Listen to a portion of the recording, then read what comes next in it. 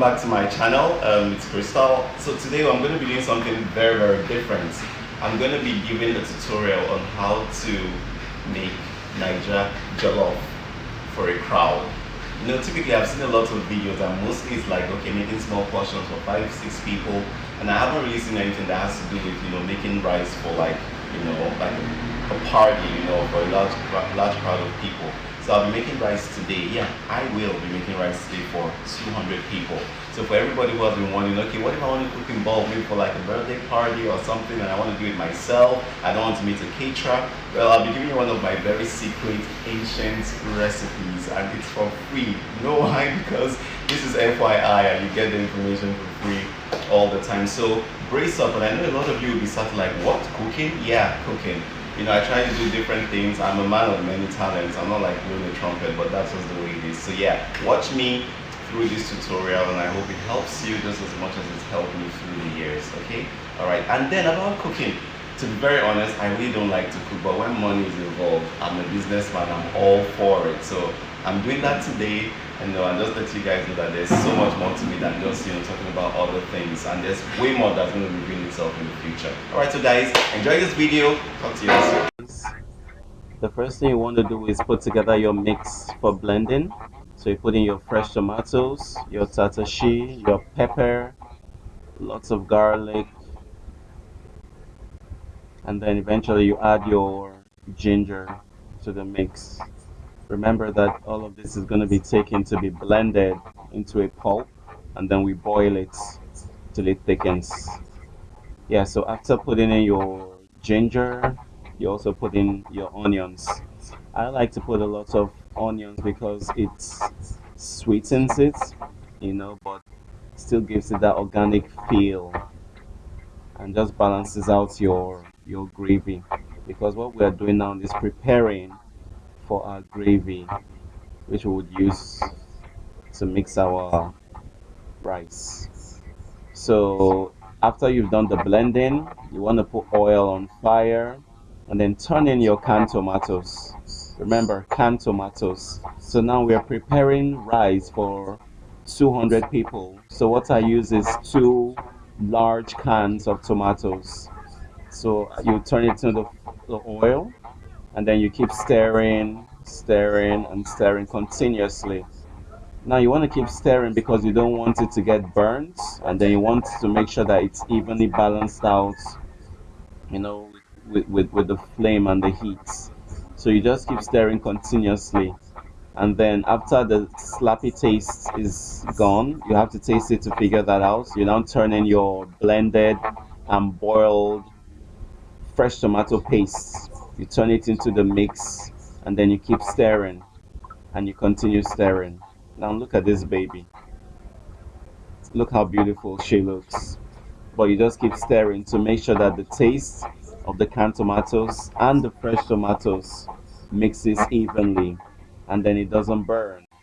So you just keep stirring and turning and all of that stuff. So you're gonna have to do this for an average of about, let's say, 20 minutes, and then you add your other ingredients into this pulp. So the first thing I'm adding now is my curry.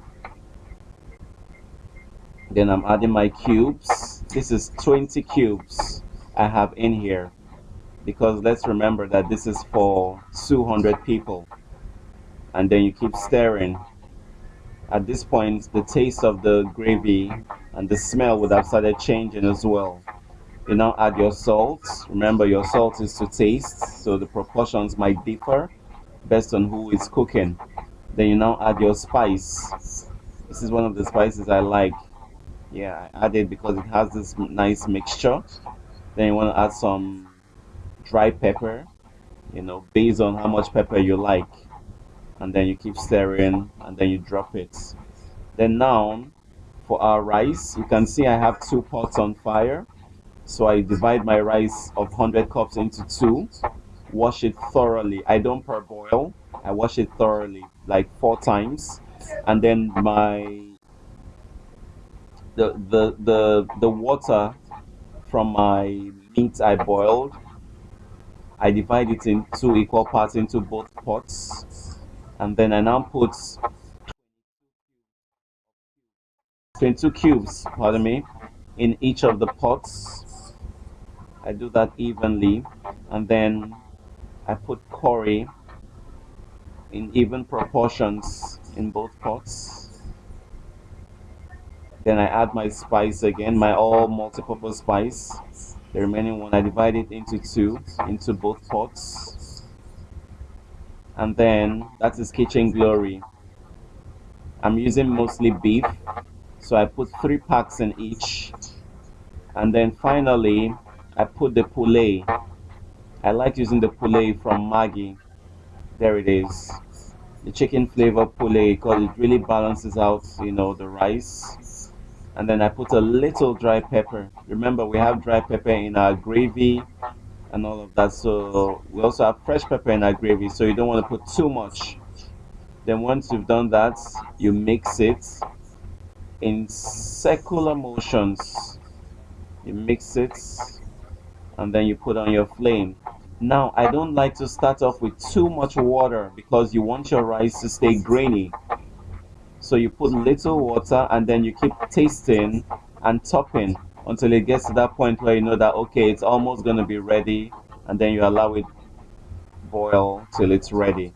Now you put down your pot and we're moving to the final step, which is the frying and mixing of your Niger jollof rice. So the first thing I'm putting in now into my frying pan is my butter. So I'm putting 1 pack of butter, and then I ensure that it melts, you know.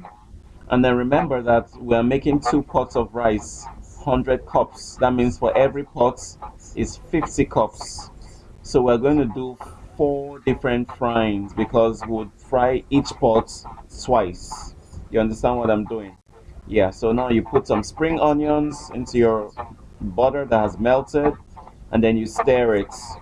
Try to make sure that your butter spreads around the pots, so everywhere, has enough butter. And the reason for using butter is because it keeps your rice very grainy and it keeps it single, like in single grains. A friend of mine would say it makes your rice 1-1. So the next thing you now want to do is add in a portion of your gravy that we've already made. Now remember, you're frying 4 times, so you want to make sure that your gravy is evenly distributed so that all fries will have the same color. Now you start putting in half of 1 pot. Now you want to do this with low heat so that it doesn't burn.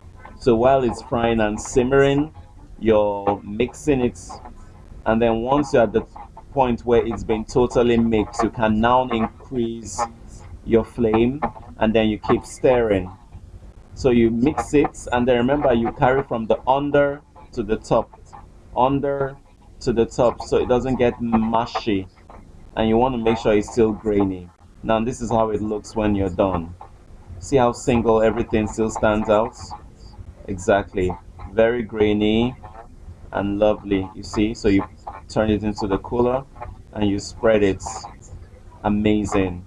Trust me, you need to know how nice it smells. Amazing. Then the final thing we're going to do is to do our stir fries. So now I use a pot, I put in some oil, and the first thing I put into the oil is my spring onions, some carrots, I put in the green beans, and then I stir. Once it's simmered for about 3 minutes, I put in my canned stuff. That's green peas, sweet corn, green beans. Of course, I've already put in my cabbage that was cut into big chunks. And then I now add my remaining spring onions.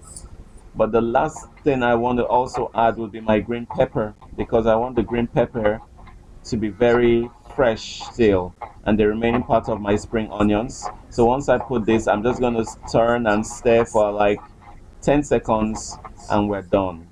Now this is my final product. Look at the rice, stir fries over it, my fried beef and stewed chicken by the side. Isn't this a beauty? Yeah. So that's my simple recipe, making rice Niger jollof for a crowd of 200 people. Now everything comes out well. All you need to do now is sit back, enjoy your meal, and say thank you to FYI. We always will have your back. Thank you guys for watching. Have a beautiful day.